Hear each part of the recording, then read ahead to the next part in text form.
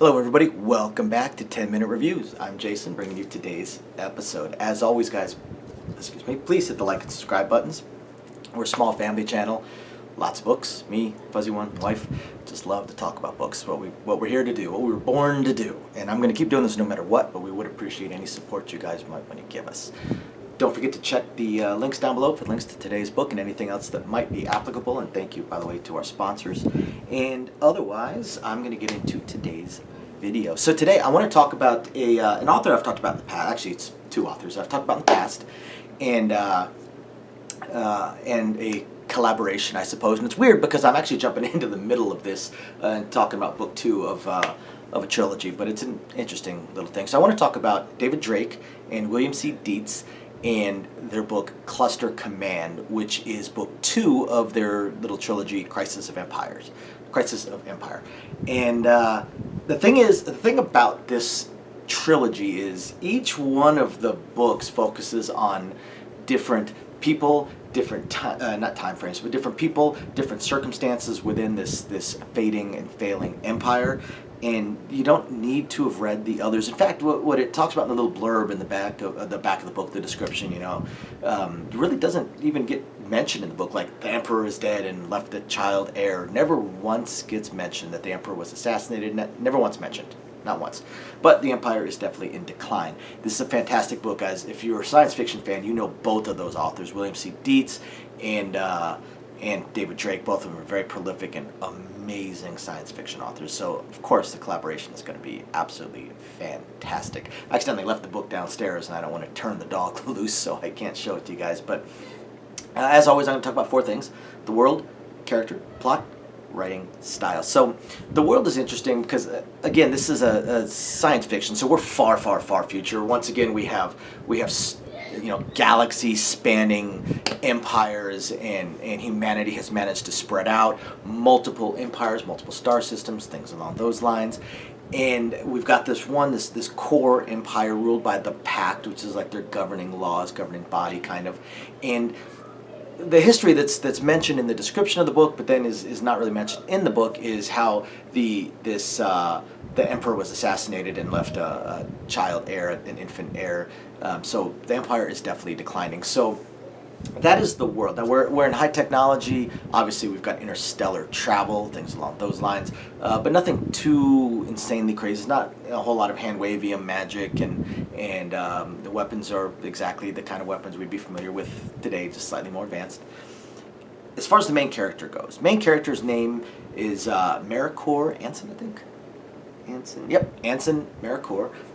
I'm not exactly sure how it's pronounced, and he is a naval officer. But in this empire, the services and the ranks are definitely fluid. And he's awaiting his next command. He's a commander, and he's awaiting his next command. He finally gets invited to the they call it the assignations board, something along those lines, to find out where he's going to go next. He's finally going to get another job, and they tell him that he is actually getting promoted. He's actually getting double jumped. He's going from a commander, and he's jumping up 2 ranks, not to admiral though. He's actually getting bumped up to general. He's getting bumped up to general because he's going to be in command of all of the forces, both ground and naval, in an entire star system. He's basically the star cluster. He is in command of that star cluster, hence cluster command. But there's some wrinkles in there. Their secret police or intelligence agency pulls him aside to tell him how things are really going. So this empire, a lot of its administration is done by aliens, but the aliens are second class. Can't even call them citizens. They're not second class citizens. They're just second class. But again, the empire is declining. So there are some within the empire that believe that there should be a little bit more equality with the aliens and humans. Others, of course, believe that since the aliens outnumber the humans so much that eventually humanity would just kind of fade away within this empire. But with the empire fading, and even Anson can see it, he talks about how he believes, in X amount of time the empire is probably going to fall apart. Well, he's being sent out to a cluster that is getting a new governor. He's a senator. He's part of the governing body. He's royalty, basically. And he is, because they do have royalty, baronesses and things along those lines. So he's being sent out to this star cluster to be the primary military commander for this new governor that actually believes in equality for aliens. And the government has decided they're going to let him try. They're going to let him try within this small star cluster, and if it succeeds, great. If it fails, he looks like the bad guy. Unfortunately, it puts newly minted General Mercoeur in an interesting position because he also knows that if he completely backs this new governor and it fails, he goes down with him. If he doesn't back the new governor, I mean, he's technically subject to the orders of the new governor, and it puts him in a really, really bad position. However, he is not anti-alien, not at all. Not in any way, shape, or form. I know I'm already into the plot of the book without giving the whole third part thing, but that is the primary plot of the book, and how they are going to navigate this. Of course, there's a little wrinkle thrown in there as well. This empire, like I said, this empire it's interesting because it's a star system spanning empire, but has an emperor, has nobility appears and such like that. So everybody is subject to the whims of the empire. I think I'm eating my own hair. Everyone is subject to the whims of the empire, which includes the niece of this new governor, who Mercoeur is told he is going to be marrying. Basically, it's a political marriage.